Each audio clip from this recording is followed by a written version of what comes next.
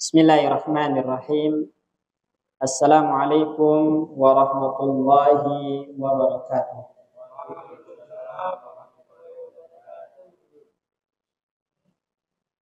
Innal hamdalillah nahmaduhu wa nasta'inuhu wa nastaghfiruh wa na'udzu billahi min shururi anfusina wa min sayyiati a'malina. Man yahdihillahu fala mudilla lahu wa man yudlil fala hadiya lahu. Wa asyhadu an la ilaha illallah wahdahu la syarika lahu wa asyhadu anna Muhammadan 'abduhu wa rasuluh. Allahumma salli wa sallim wa barik ala nabiyyina wa rasulina wa habibina Muhammadin al-Mustafa wa ala alihi wa ashabihi wa man tabi'ahum bi ihsanin ila yaumil qiyamah.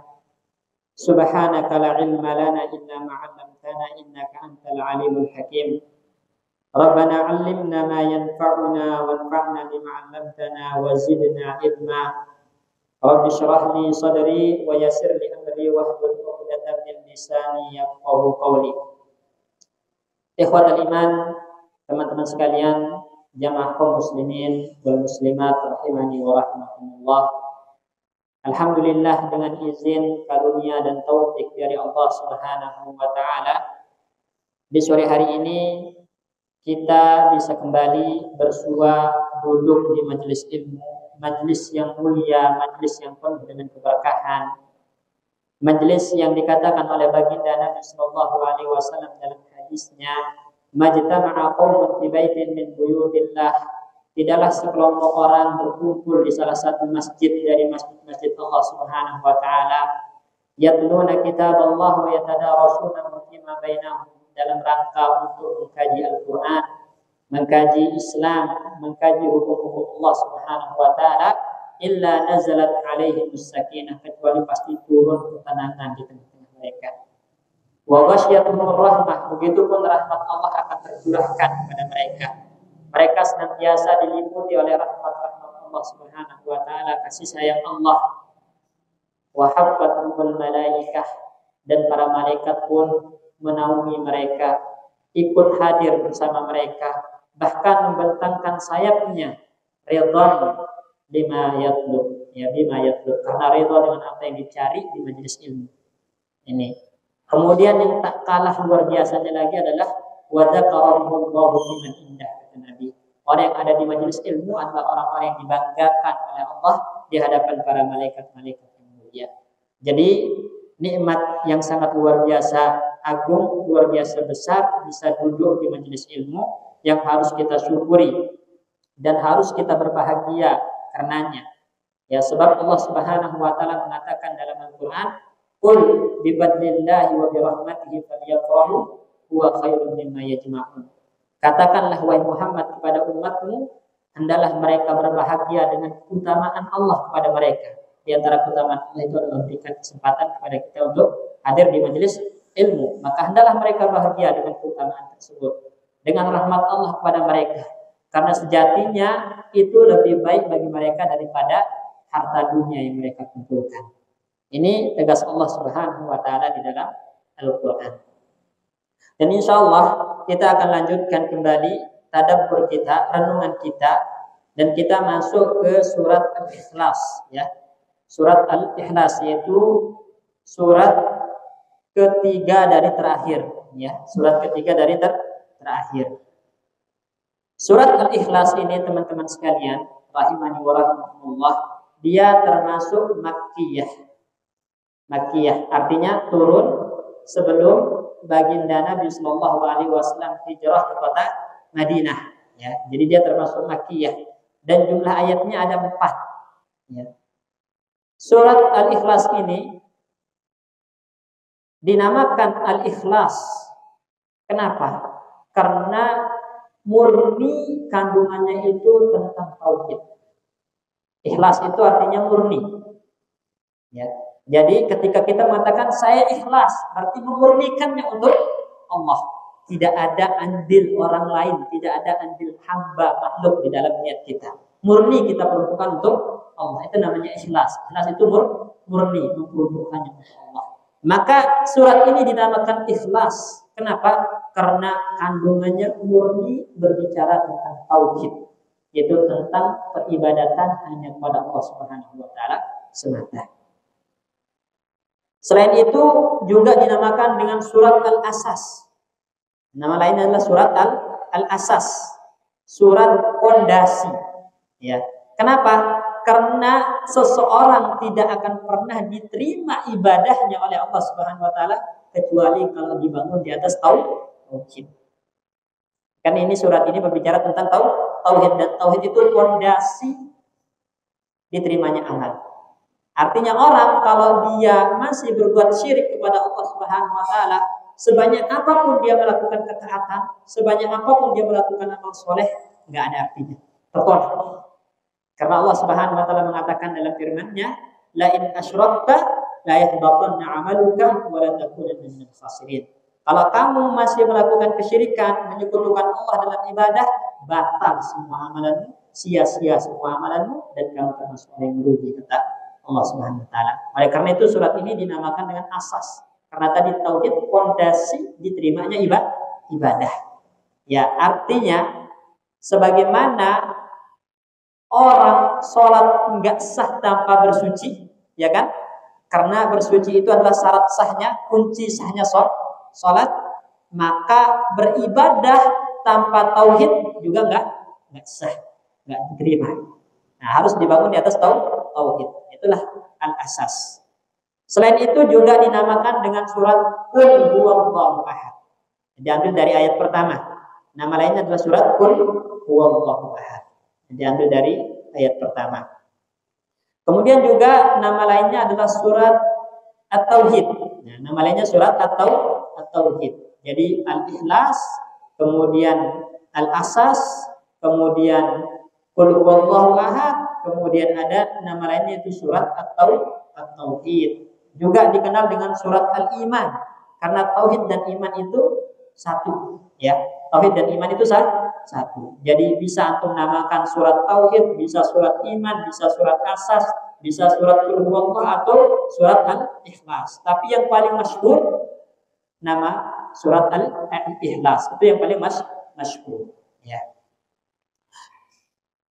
Setelah kita mengetahui ya jenis surat ini, yaitu Makkiyah, kemudian juga ayatnya ada 4 dan nama-namanya tadi cukup banyak kita sebutkan.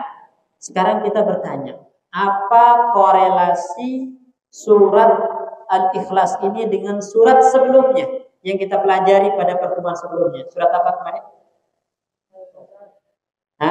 Surat Al-Masad, ya. Kemudian surat An-Nasr, kemudian surat Al-Kafirun, ya. Jadi sebenarnya teman-teman, surat Al-Ikhlas ini punya kaitan erat dengan surat Al-Kafirun. Dan surat Al-Kafirun itu punya kaitan erat dengan surat An-Nasr dan Al-Masad. Ya. Jadi asalnya nyambung, ya, antara Al-Ikhlas dengan Al-Kafirun ini nyambung. Ya, nyambung, seharusnya berdekatan. Cuman dipisah dengan Al-Masad dan An-Nasr karena tadi Al-Masad dan An-Nasr itu punya hubungan dengan surat Al-Kafirun dari segi makna. Nah, coba kita cek sekarang. Kan tadi korelasi antara surat Al-Ikhlas dengan Al-Kafirun itu seperti kalimat tauhid secara makna. Kalimat tauhid la ilaha illallah. La ilaha itu adalah menafikan, mentiadakan sesembahan, ya kan? Artinya tidak ada yang berhak disembah. Kemudian illallah itu menetapkan hanya Allah yang berhak untuk diibadahi, disembah. Begitupun surat Al-Kafirun itu menafikan apa? Menafikan peribadatan kepada selain Allah. Makanya Allah katakan, "Qul ya ayyuhal kafirun la a'budu ma ta'budun." Saya tidak menyembah apa yang kamu sembah. Yang saya sembah itu hanya Allah. Itu perintah Allah kepada Nabi. Berarti di sini surat Al-Kafirun ini menafikan adanya sesembahan. Kemudian surat Al-Ikhlas ini menetapkan hanya Allah yang berhak untuk disembah.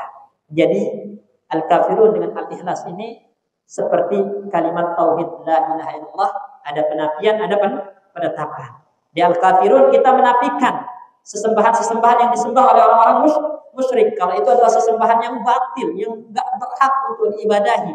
Kemudian di surat Al-Ikhlas ini kita menetapkan hanya Allah yang berhak untuk disembah dan diibadahi. Nah, itu korelasinya ya. Makanya sebagaimana surat Al-Kafirun itu dinamakan dengan surat Al-Muqassisah kemarin, juga surat Al-Ikhlas ini bisa dinamakan surat Al-Muqassisah. Ya, Al-Muqassisah. Dan juga seringkali Nabi Shallallahu Alaihi Wasallam kalau sholat itu menggandengkan dua surat ini. Ya, surat Al-Kafirun dengan surat Al-Ikhlas itu seringkali digandengkan oleh Nabi Muhammad Shallallahu Alaihi Wasallam, menunjukkan betul-betul kedua surat ini sangat utama dari segi makna karena mengandung unsur tauhid kepada Allah Subhanahu wa taala. Hanya saja mungkin kita bertanya, kalau memang antara Al-Ikhlas dengan Kafirun itu berkaitan secara makna, kok dipisah gitu dengan Al-Masad, dipisah dengan An-Nasr? Kenapa? Karena tadi dalam surat An-Nasr itu ada penjelasan bahwasanya agama yang ditolong oleh Allah itu agamanya siapa? Nabi Muhammad. Jadi Al-Kafirun itu kan menjelaskan tentang batilnya agama orang-orang musyrik. Maka An-Nasr datang untuk menegaskan agama yang ditolong, agama yang menang, dan agama yang akan berkuasa, ya, yang mayoritas pemeluknya, yang menjadi mayoritas pemeluknya adalah Islam. Nah, ini itu kenapa ada An-Nasr, ya. Sebelumnya. Kemudian di surat Al-Masad, itu kan setelah surat An-Nasr Allah menjelaskan yang siapa yang ditolong, siapa yang akan menang, siapa yang akan menjadi orang-orang yang dimuliakan oleh Allah, yaitu orang-orang yang taat kan. Orang-orang yang taat. Maka di surat Al-Masad ini menjelaskan dampak buruknya maksiat, yaitu neraka sebagaimana Allah mengancam Abu Lahab dan istrinya disebabkan kemaksiatan kekufurannya kepada Allah Subhanahu wa taala. Ya, jadi diurutkan Al-Kafirun itu berbicara tentang batilnya agama orang-orang musyrik. Kemudian di An-Nasr Allah menjelaskan hanya Islam yang akan menang, hanya Islam yang diterima dan ditolong oleh Allah Subhanahu wa taala, dan orang-orang yang mendapatkan pertolongan Allah ini pasti orang-orang taat. Ya, orang-orang yang taat patuh kepada Allah Subhanahu wa taala. Sebaliknya kalau ada yang durhaka ingkar, maka sama seperti Abu Lahab dan istrinya diancam dengan neraka Jahannam sebagaimana dalam surat Al-Masad. Kemudian nanti di Al-Ikhlas Allah tegaskan tentang kembali lagi hanya Allah yang berhak untuk diibadahi. Inilah tauhid, ya. Jadi itu korelasi antara surat Al-Ikhlas dengan surat-surat sebelumnya. Kemudian maqasidus surah. Apa tujuan atau apa yang ingin disampaikan oleh Allah dalam surat Al-Ikhlas ini? Apa? Ya. Maka pertama, surat Al-Ikhlas ini mengandung tentang penafian syirik dengan semua jenisnya. Syirik kecil ataupun syirik besar itu ditiadakan. Enggak boleh diperuntukkan untuk Allah Subhanahu wa taala. Ya. Karena tadi orang yang melakukan syirik kecil ataupun besar itu akan membuat amal ibadahnya sia-sia, enggak ada artinya. Ya. Makanya Allah Subhanahu wa taala mengatakan Allahu ahadun qul wallahu ahadun. Allah Maha Esa, Allah Maha Satu, Allah Maha Tunggal, tidak butuh sekutu. Ya kan? Tidak butuh sekutu. Nah, ini. Tidak butuh sekutu. Nah, makanya Allah itu Maha Esa, Maha Tunggal, enggak butuh sekutu. Seperti yang dilakukan orang-orang musyrik, mereka menyekutukan Allah Subhanahu wa taala dalam ibadah. Sebagaimana mereka beribadah kepada Allah, mereka juga beribadah kepada berhala-berhala mereka. Mereka beribadah kepada Uzza, kepada Lata, kepada Manat. Ini kan nama-nama berhalanya. Jadi mereka menyekutukan Allah dalam ibadah. Orang musyrik itu kalau lagi di tengah lautan, kemudian ditimpa musibah, ya, ombak keras, angin topan, maka mereka ikhlas berdoa kepada Allah. Tapi kalau udah sampai daratan, idhum yusyrikun, kata Allah, kembali mereka menyekutukan Allah. Jadi ketika kesulitan menyembah Allah, tapi ketika dalam keadaan lapang disekutukan Allah dengan berhala-berhala mereka. Maka nanti dalam Al-Ikhlas ini tujuan utamanya adalah menafikan sekutu bagi Allah. Allah enggak butuh sekutu. Allah agna asyuraka anisyirki. Allah itu paling tidak butuh sekutu. Dan Allah paling tidak suka diduakan. Ya, Allah paling tidak suka diduakan. Makanya dalam hadis disebutkan, ya ibadi, wahai hamba-hambaku, ini hadis kursi. Lau ataitani biqarabil ardi khataya. Kalau kalian datang kepadaku dengan membawa dosa sebesar bumi dan langit ini. Ya, jadi dosanya itu besarnya ya. Ibarat bumi dan langit, la ataituha biqarabiha maghfiratan. Aku akan datang dengan membawa ampunan yang lebih besar, kata Allah. Tapi ada syaratnya, ma lam tusyrik bi syai'a. Selama kamu tidak berbuat syirik kepadaku, tidak pernah menyekutukanku dalam ibadah, karena Allah enggak suka diduakan, Allah enggak suka disekutukan. Itulah Allah Ahad, Allah Maha Esa, Maha Tunggal, ya. Dan juga di sini Allah itu atau Tuhan itu tidak berbilang. Nah, jadi juga menafikan Tuhan itu berbilang. Seperti keyakinan orang-orang Nasrani yang mengatakan Tuhan itu ada berapa? 3. Nah, ini. Ya, Tuhan itu cuma satu. Allahu Ahadun. Allah al-ma'bud ahadun. Yang disembah itu cuma satu yang berhak disembah, yaitu Allah, Rabbuna. Jadi kalau ada yang mengatakan Tuhan itu ada 3 seperti orang-orang Nasrani, ya, maka dia telah kufur. Makanya di dalam Al-Qur'an disebutkan laqad kafara alladziina qalu innallaha tsalitsu tsalatsah. Telah kafir orang yang mengatakan Allah itu yang ketiga dari 3. Ya. Jadi akidah Trinitas menyatakan Allah itu yang ketiga dari 3. Itu dikafirkan oleh Al-Qur'an. Orang yang mengatakan seperti itu. Dan juga seperti pemahamannya orang-orang Majusi. Orang-orang Majusi itu orang-orang Persia zaman dulu yang menyembah api. Itu mereka mengatakan Tuhan itu ada 2. Ada ilahul khair, ada ilahul syar. Ada Tuhan yang mengurus kebaikan, ya, ada Tuhan yang mengurus keburukan. Ya, ketika sifat manusia itu lebih dominan buruknya, berarti yang menang Tuhan buruk katanya dalam dirinya. Tapi kalau ternyata yang dominan itu baik, maka yang menang adalah Tuhan baik. Menurut mereka orang-orang Majusi. Jadi Tuhan itu berbilang bagi mereka. Ini. Waliyadzubillah, ya. Nah, maka Islam itu datang untuk menafikan semua itu. Enggak ada yang namanya Tuhan berbilang. Tuhan yang berhak disembah itu cuma satu, yaitu Allah Subhanahu wa taala semata. Ini tujuan pertama dari surat Al-Ikhlas ini. Kemudian, ya, yang kedua, dalam surat Al-Ikhlas ini tujuannya adalah Allah ingin menyampaikan kepada kita bahwasanya Allah enggak butuh kepada makhluknya. Allah enggak butuh kepada makhluk, tapi makhluk yang butuh kepada Allah, yang senantiasa bergantung dan berharap kepada Allah. Dan itu diambil dari kata Allahu As-Samad. Allahu As-Samad. Allah As-Samad. As-Samad itu salah satu maknanya adalah Al-Ghani, yang maha kaya, yang tidak butuh kepada makhluknya, tapi makhluk yang selalu butuh dan bergantung kepada Allah Subhanahu wa taala. Ya. Ini makna yang kedua atau tujuan kedua yang ingin disampaikan oleh, ya, surat Al-Ikhlas ini oleh Allah dalam surat Al-Ikhlas. Kemudian yang ketiga, tujuan yang Allah ingin sampaikan di dalam surat Al-Ikhlas ini, teman-teman, adalah Allah ingin menyampaikan kepada kita bahwasanya Allah itu tidak sama dengan makhluk. Tidak sama dengan makhluk. Makanya Allah katakan lam yalid wa lam yulad. Allah itu tidak beranak dan tidak diperanak, tidak dilahirkan. Berbeda dengan manusia atau makhluk-makhluk yang ada di sini. Pasti ada awalnya, ya kan? Pasti ada yang melahirkan. Ya.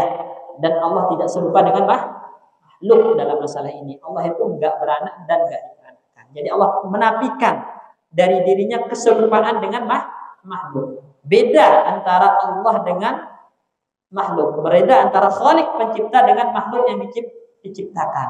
Kalau makhluk itu memang dia punya awal, permulaan, dilahirkan ke muka bumi, kemudian nanti ada akhirnya dia akan mati. Sedangkan Allah maka tidak melahirkan dan tidak dilahirkan. Dan juga ini bantahan kepada orang-orang Nasrani. Orang-orang Nasrani yang mengatakan Allah itu beranak. Isa ibnullah kata mereka. Isa itu anak Allah. Itu kata orang-orang Nasrani, dibantah dengan ayat ini, lam yalid wa lam yulad. Allah itu enggak beranak dan enggak dilahirkan. Ya, jadi batal akidah Nasrani dengan ayat ini yang mengatakan Isa ibnullah.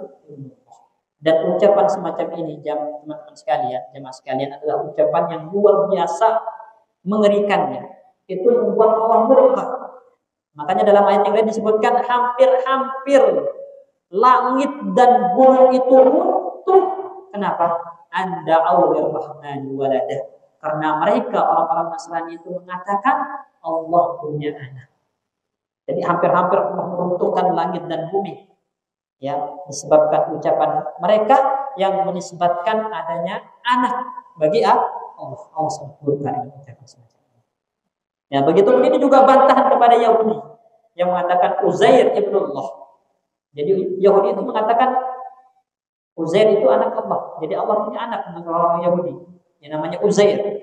Dan juga ini bantahan kepada orang-orang musyrikin yang mengatakan al-malaikah banatullah. Malaikat itu anak wanitanya Allah, kata mereka orang-orang musyrikun.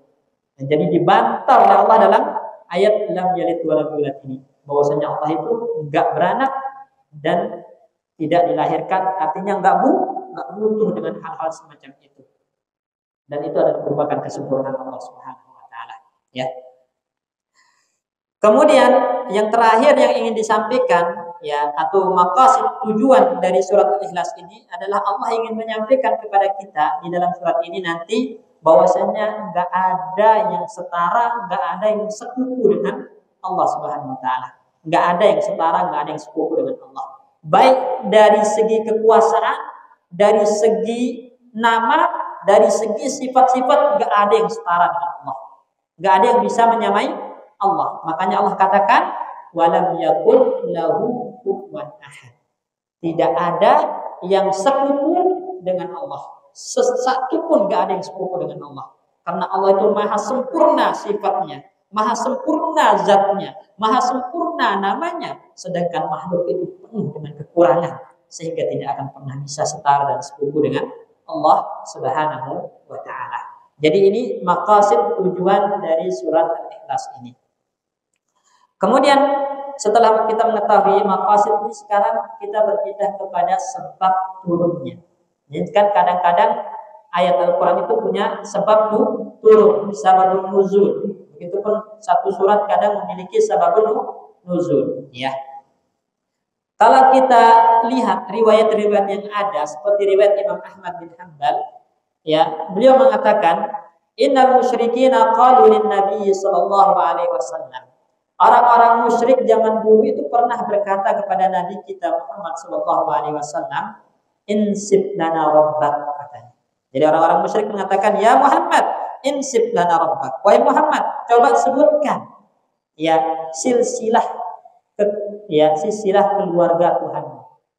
Ini. Jadi orang-orang musyrik, mana silsilah keluarga Tuhan? Sebutkan.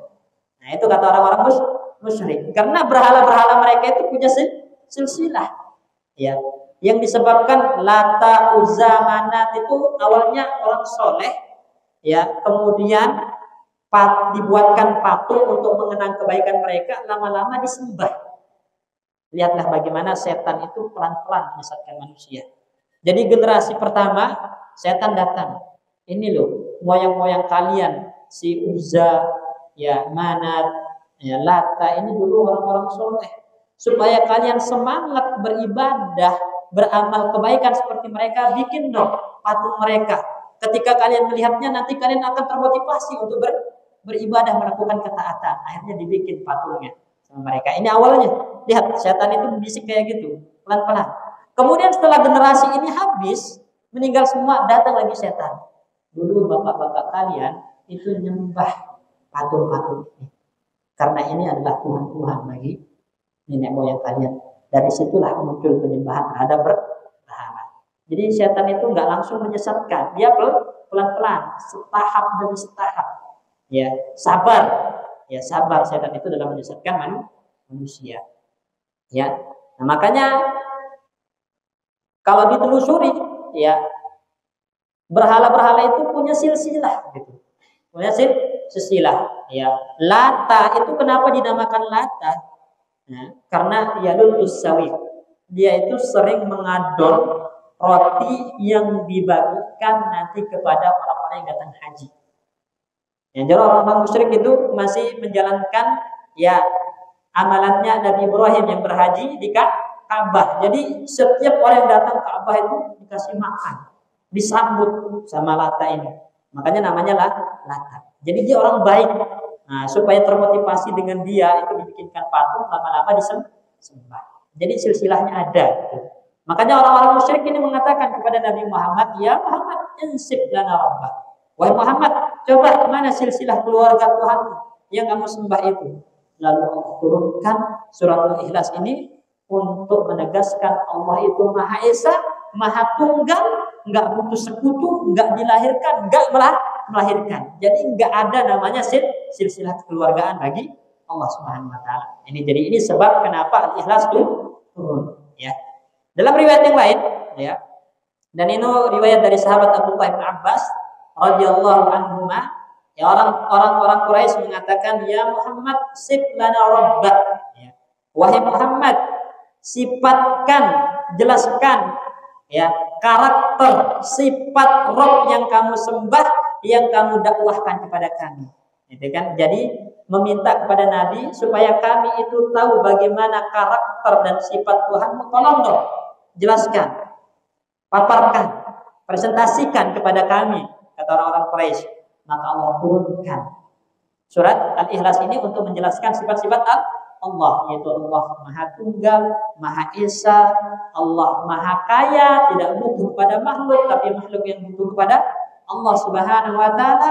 Allah tidak beranak, Allah tidak dilahirkan, Allah tidak ada yang sekutu dengannya, karena Allah Maha Sempurna. Nah, jadi disebutkan sifat-sifat Allah di sini yang diinginkan oleh orang-orang Quraisy karena tidak sesuai dengan yang diharapkan. Akhirnya mereka tetap mengingkari apa yang disampaikan oleh Nabi di dalam surat Al-Ikhlas ini. Jadi itu asbabun nuzul atau sebab turunnya surat Al-Ikhlas. Tadi ada dua riwayat. Pertama, riwayat Imam Ahmad yang mengatakan insib lana rabbak, sebutkan silsilah keluarga Tuhanmu. Kemudian yang kedua, riwayat Abdullah bin Abbas yang mengatakan mana karakter sifat Tuhan yang kamu sembah itu, coba jelaskan, presentasikan, dan turunlah surat Al-Ikhlas. Ya. Selanjutnya, Al-Ikhlas ini karena dia mengandung tauhid, maka dia surat yang sangat mulia, yang memiliki keutamaan dibandingkan dengan surat-surat lainnya. Misalnya, dalam riwayat Anas bin Malik radhiyallahu anhu, bahwasanya ada seorang laki-laki berkata, ya Rasulullah, wahai Rasulullah, kata orang ini, inni uhibbu hazihi surata, aku sangat suka, aku sangat mencintai surat ini, maksudnya surat Qul huwallahu ahad, surat Al-Ikhlas. Mendengar itu Nabi langsung mengatakan, inna hubbaka iyyaha adkhalakal jannah. Sesungguhnya rasa cintamu kepada surat Al-Ikhlas ini itu yang membuatmu masuk surga. Ya. Ya. Jadi rasa cinta kita kepada Al-Qur'an, terutama surat Al-Ikhlas, karena dia mengandung sifat Allah, mengandung tauhid, itu amalan yang bisa membuat seseorang masuk surga. Ya. Sebagaimana orang ini datang kepada Nabi tadi dalam hadis Anas bin Malik dan mengatakan, wahai Rasulullah, saya paling suka dengan surat Al-Ikhlas ini, Rasulullah, karena maknanya yang sangat luar biasa. Maka Nabi mengatakan, cintamu kepada surat Al-Ikhlas itu yang akan membuat masuk surga Allah Subhanahu Wa Taala. Ya. Ini hadis diriwayatkan oleh Abu Daud dan An-Nasa'i. Kemudian juga dari hadis ya Abu Sa'id Al-Khudri Hadis Abu Sa'id Al-Khudri radhiyallahu anhu, ada seseorang yang mendengar orang lain membaca Qul huwallahu ahad. Jadi dia lagi sholat, didengar oleh temannya membaca Qul huwallahu ahad. Yuraddiduha, diulang-ulangi Qul huwallahu ini dalam sholatnya. Jadi cuma yang dibaca Qul huwallahu ahad. Maksudnya satu surat ya, bukan Qul huwallahnya doang. Qul huwallahu ahad sampai ayat keempat. Itu diulangi di dalam sholatnya. Maka orang ini bertanya-tanya, ini kok kenapa bacanya Qul huwallahu doang? Emang boleh? Lalu datanglah orang yang mendengar ini besok paginya ke Rasulullah untuk konfirmasi. Wahai Rasulullah, tadi malam saya mendengar fulan ini ketika sholat dia mengulang-ulang surat Al-Ikhlas. Itu gimana wahai Rasulullah? Maka Nabi menjawab, walladzi nafsi biyadih, demi jiwaku yang berada di tangannya, maksudnya demi Allah. Ya, kata Nabi, innaha la ta'dilu sulusal Quran. Surat Al-Ikhlas Qul huwallahu itu setara dengan sepertiga Al-Quran. Setara dengan sepertiga Al-Quran. Ya, jadi Nabi enggak mengingkari perbuatan orang tersebut, tapi malah menjelaskan keutamaan dari surat Al-Ikhlas. Al-Ikhlas. Nah, perhatikan sini teman-teman, ya kisah ini mengajarkan kita dua hal. Pertama, ketika kita ya mengkhususkan satu surat yang kiranya surat itu sangat dalam maknanya bagi kita, kemudian ada efeknya bagi kita ketika kita membacanya, ya, dan kita sangat suka dengan surat itu, kemudian kita selalu baca di dalam sholat, itu nggak masalah. Sebagaimana dikatakan oleh Imam Al-Alusi ya tentang masalah ini. Ya, kemudian yang kedua, ketika kita meragukan sebuah amalan, apakah ini boleh atau tidaknya, maka tanya kepada ahli ilmu. Lihatlah, tadi orang yang pertama kali dengar ini kan ragu-ragu. Kok ini orang pulang Al-Ikhlas mulu? Boleh nggak itu? Pagi-pagi datang ke Rasulullah nanya. Ini sikap seorang mukmin. Jadi kalau nggak tahu sesuatu itu bertanya kepada ahli ilmu. Jangan langsung melakukan sesuatu tanpa ilmu. Nggak boleh. Termasuk yang disepakati, ada konsensus para ulama, haram hukumnya beramal melakukan sesuatu yang kita tidak memiliki ilmu tentangnya. Haram hukumnya. Ya. Jadi kalau nggak tahu hukumnya jangan lakukan. Tanya dulu. Takutnya nanti ternyata haram, malah kita jatuh dalam dosa akhirnya. Ya. Oleh karena itu mukmin itu nggak boleh jadi orang jahil. Muslim itu nggak boleh jadi orang jahil masalah agamanya. Harus menjadi orang berilmu, terutama yang mereka butuhkan di dalam ibadah, ya di dalam menjalankan ketaatan kepada Allah. Makanya Nabi mengatakan talabul ilmi faridatun ala kulli muslimin. Menuntut ilmu, maksudnya ilmu yang antum butuhkan. Antum beribadah sholat berarti harus ngerti ilmu sholat. Mau puasa harus ngerti ilmu puasa. Haji juga harus ngerti ilmunya haji. Mau dagang juga harus ngerti ilmu dagang. Karena nanti ada akad transaksi yang haram, ya, yang mengandung unsur kezaliman, mengandung unsur gharar, judi, ya, dan semacamnya. Itu kalau kita nggak waspada ternyata haram, dan berarti yang kita makan ini harta haram. Waliyadzubillah. Makanya harus berilmu. Itulah kenapa Allah memberikan kita telinga, mata, akal, kita gunakan untuk belajar. Makanya Allah katakan la taqfu ma laysa laka bihi ilmun. Jangan mengikuti sesuatu yang kamu tidak punya ilmu tentangnya. Jangan. Artinya jangan melakukan sesuatu yang kamu nggak punya ilmu tentangnya. Ya. Ayat ini mengingatkan kita nggak boleh kita nggak berilmu sebelum beramal, nggak boleh. Kalau ada orang beramal tanpa ilmu, maka ditanya, inna sam'ah, pendengaran ini, wal basara, mata ini, wal fuada, akal ini, yang Allah berikan kepada Anda digunakan untuk apa? Kok masih aja beramal tanpa ilmu? Bukankah telinga ini salah satu indera yang paling punya andil besar dalam masalah ilmu? Begitupun mata, begitupun akal. Ini 3 alat yang kita gunakan untuk menuntut ilmu Allah berikan, tapi masih beramal tanpa ilmu. Maka akan ditanya oleh Allah, itu untuk apa digunakan 3 indera? Ya. Kullu ulaika kana anhu mas'ula. Semua akan diminta jawabannya oleh Allah Subhanahu wa taala. Jadi harus ya konfirmasikan dulu kepada ahli ilmu ya kalau nggak tahu hukumnya sebagaimana yang dilakukan sahabat ini. Ya.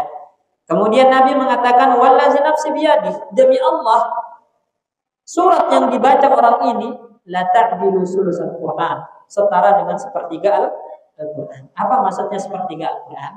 Ini ada khilaf di kalangan para ulama dalam menafsirkan hadis ini.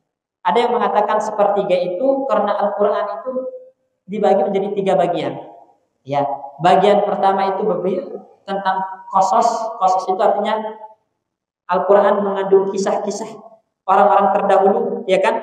Ada kisah-kisah para nabi, ada kisah-kisah kaum yang dibinasakan oleh Allah Subhanahu wa taala dalam Al-Quran untuk kita ambil pelajaran, untuk kita petik pelajaran dari mereka. Ini bagian pertama Al-Quran tentang kisah-kisah orang-orang terdahulu. Kemudian bagian yang kedua Al-Quran itu tentang hukum-hukum. Ada perintah sholat, ada perintah puasa, ada perintah haji, zakat.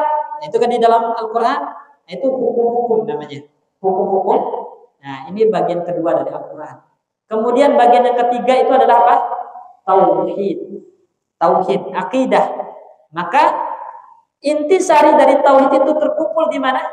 Di surat Al-Ikhlas. Maka dinamakanlah dia sulusul Quran, sepertiganya Al-Quran. Itu alasan kenapa Al-Ikhlas dinamakan seperti 3. Karena tadi Al-Quran dibagi 3. Ya. Yang pertama kisah, yang kedua hukum, yang ketiga tauhid. Dan intisari tauhid terkumpul dalam surat Al-Ikhlas. Sehingga dia setara dengan sepertiganya Al-Quran. Kemudian sebagian para ulama mengatakan, ya, yang dimaksud dengan sepertiga Al-Quran di sini adalah pahalanya. Ya, jadi antum kalau baca Qul Huwallah surat Al-Ikhlas, pahalanya setara dengan membaca sepertiga Al-Quran. Ini luar biasa kan? Ya, luar biasa. Jadi padahal kalau kita baca Al-Quran itu pahalanya luar biasa besarnya, teman sekalian. Nabi mengatakan la aqulu alif lam mim harfun. Saya tidak mengatakan alif lam mim itu satu huruf. Walakin alifun harfun, lamun harfun, wa mimun harfun. Alif satu huruf, lam satu huruf, mim satu huruf. Dan setiap huruf Al-Quran itu dihitung satu kebaikan yang akan dilipat gandakan menjadi 10 kebaikan. Berarti alif lam mim itu berapa pahalanya? 30. Ya kan? 30. Nah, ini. Itu baru alif lam mim, ya. Belum nanti ya ayat-ayat yang lainnya. Makanya enggak layak seorang muslim itu jauh dari Al-Quran. Karena Al-Quran itu ladang amal yang paling afdal, ya paling utama. Ya. Makanya disebutkan irtaki, naiklah derajatmu. Fa anta, ya, dan kamu itu di akhiri ayat yang taqra, ya. Tergantung ayat terakhir yang kamu baca. Jadi derajatmu itu tergantung ayat terakhir yang kamu baca. Semakin banyak, semakin tinggi derajatnya di sisi Allah Subhanahu wa taala. Ini ada yang membaca Al-Quran nggak hari ini? Jadi usahakan, ya. Kalau nggak bisa satu lembar, satu muka. Kalau nggak bisa satu muka, ada beberapa ayat Al-Quran yang kita baca. Jangan sampai kita termasuk orang yang diadukan oleh Nabi Muhammad SAW. Wa qala Rasul, inna qawmi takhudhu hadzal Qur'ana mahjura. Nabi Muhammad berkata, ya Allah, sesungguhnya kaumku telah menjadikan Al-Quran ini sesuatu yang ditinggalkan, nggak dibaca, nggak dipelajari, ya cuma ditaruh di rak buku atau di lemari sampai berdua. Sibuk dengan dunia, ya sibuk dengan dunia. Jadi kita memohon kepada Allah termasuk orang-orang yang dekat dengan Al-Quran. Dan semoga Allah menjadikan Al-Quran itu penyejuk hati kita, membuat kita tenang, ya. Jauh dari Al-Quran itu membuat kita gelisah, maka carilah ketenangan dengan Al-Quran. Nah, jadi itu makna dari sulusul Quran, teman-teman, ya. Sulusul Quran itu ada 2 tadi, sepertiga Al-Quran, maksudnya dari segi makna, yaitu tadi terbagi 3 Al-Quran, ada kisah, ada hukum, ada tauhid. Dan Al-Ikhlas ini intisari tauhid, maka dia sepertiga Al-Quran.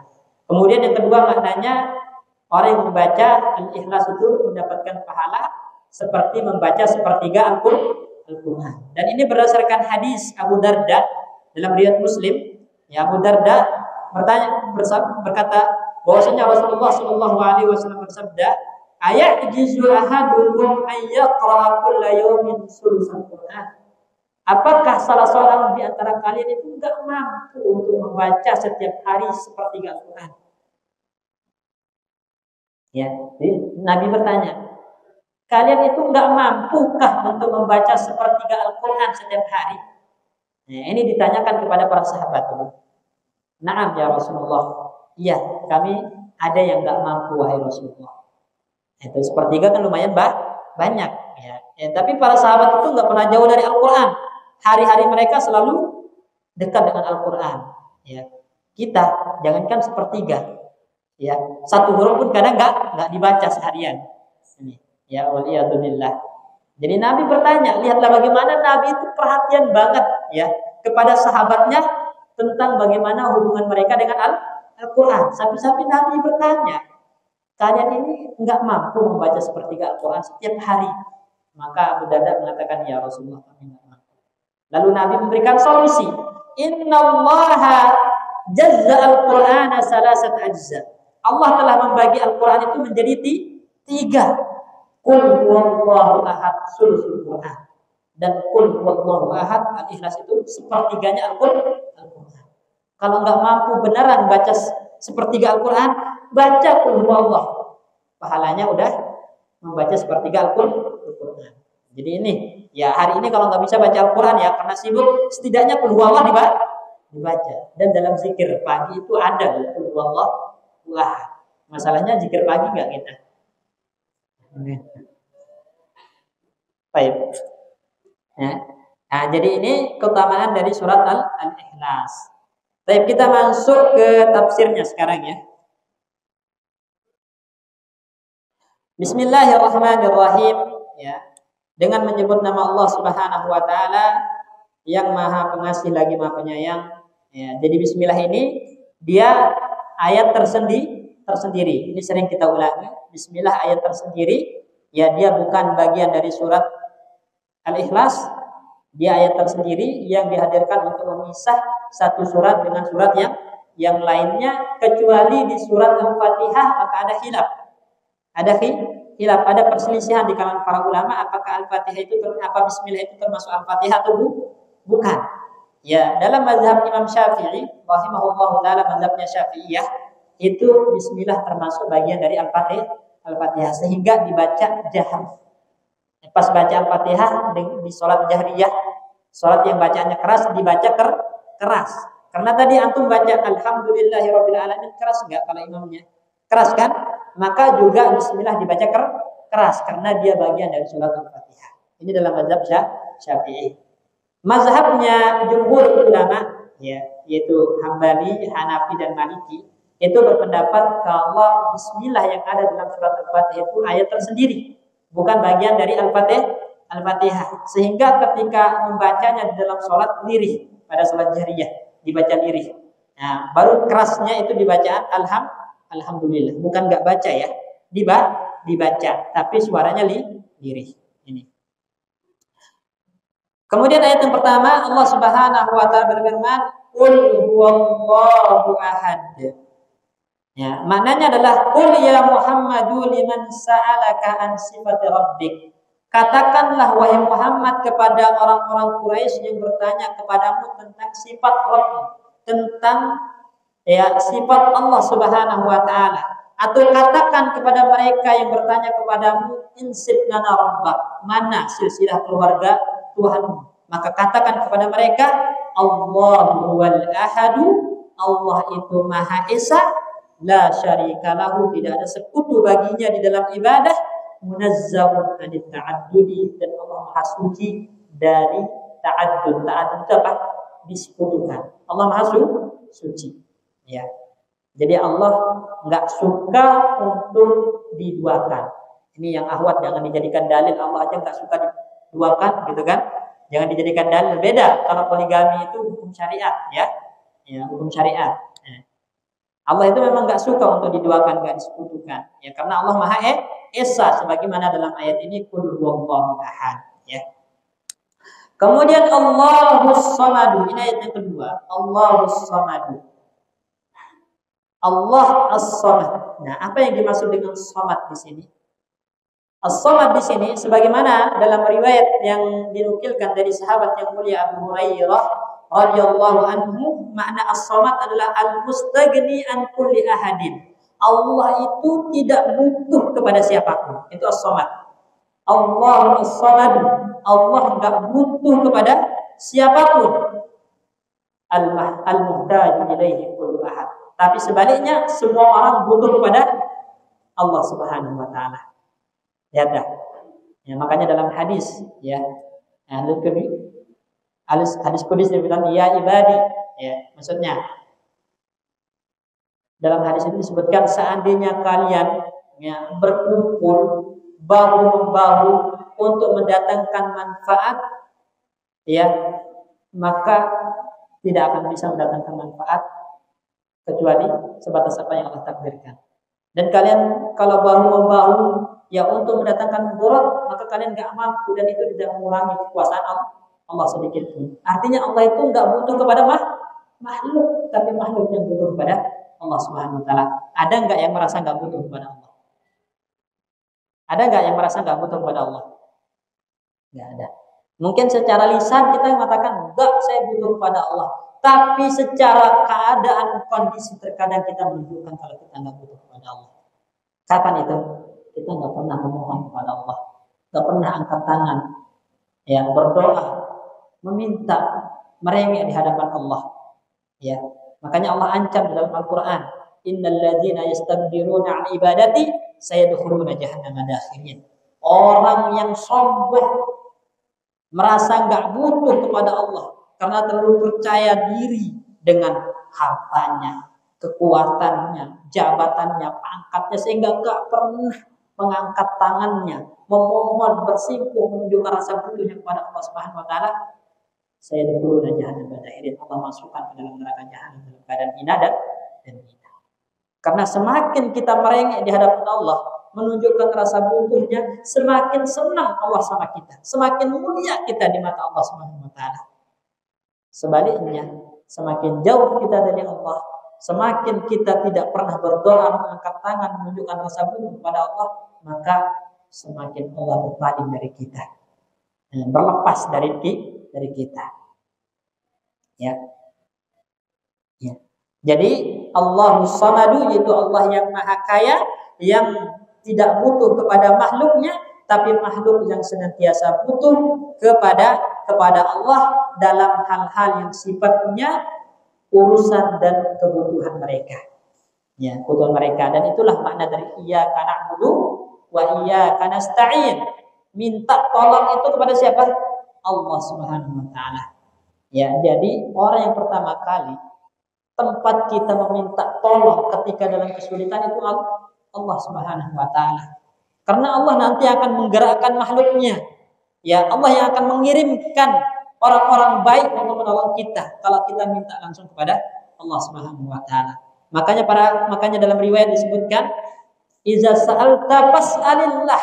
Kalau minta sama Allah. Hatta syi'a'an na'li, sampai tali sandal yang putus pun minta sama Allah gantinya. Itu dalam riwayat. Ya.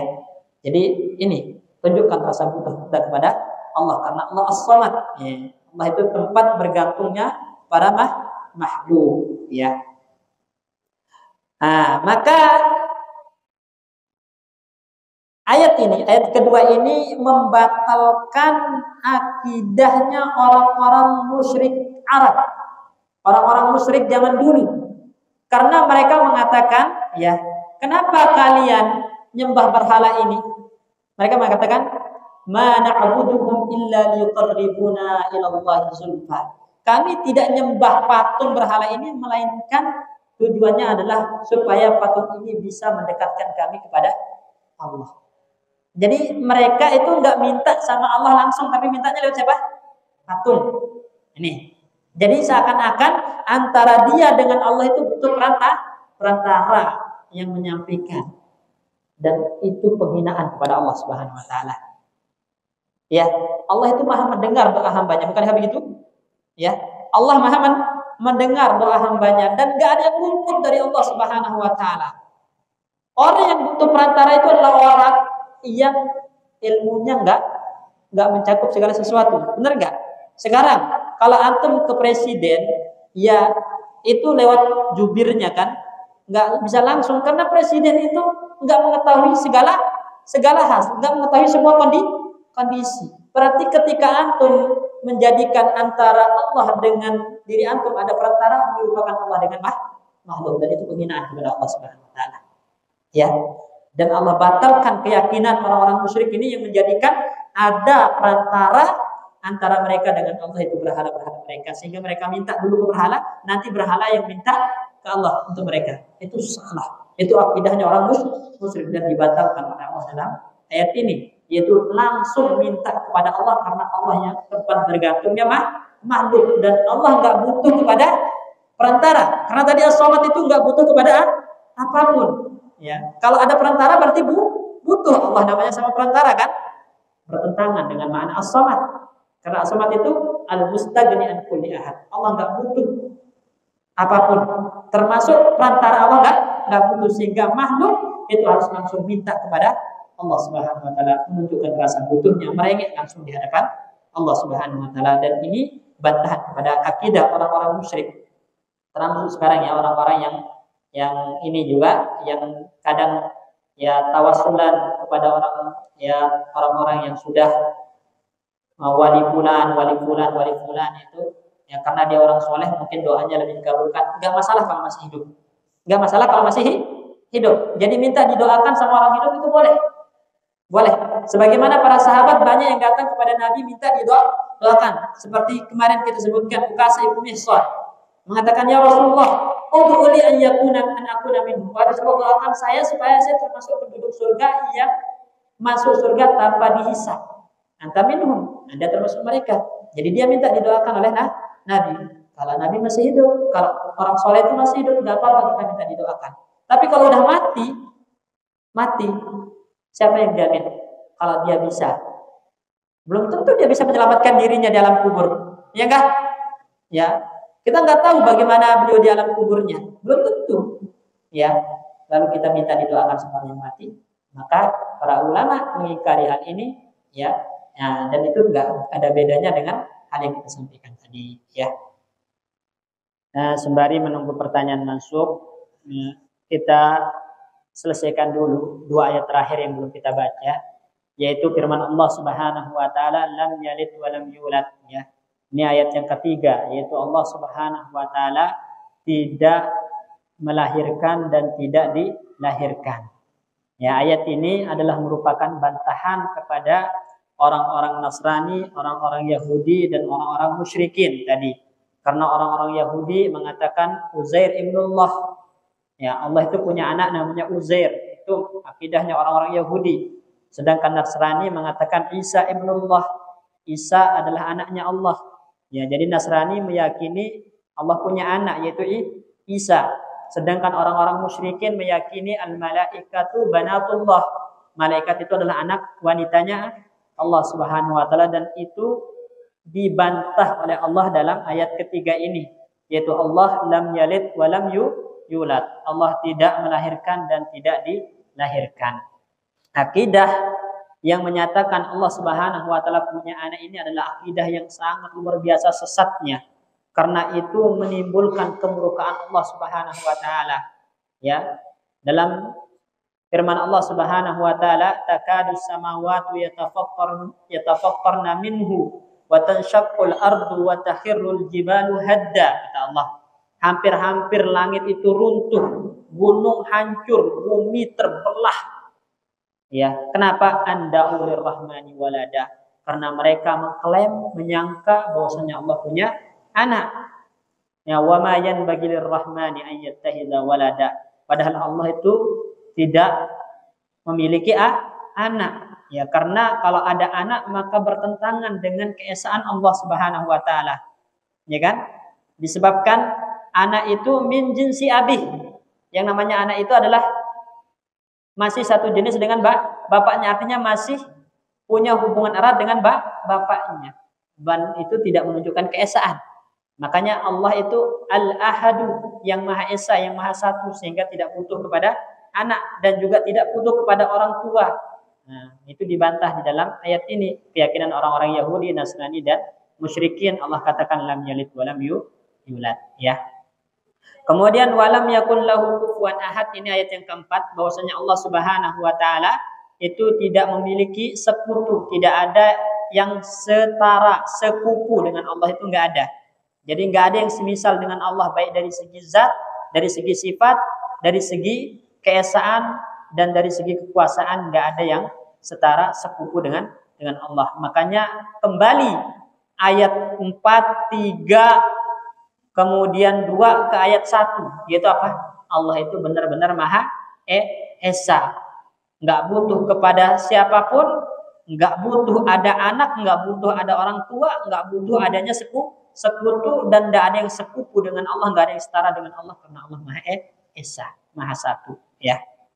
Jadi ayat ini dengan begitu pendeknya mencangkup semua akidah ya, yang harus kita yakini tentang Allah Subhanahu wa taala.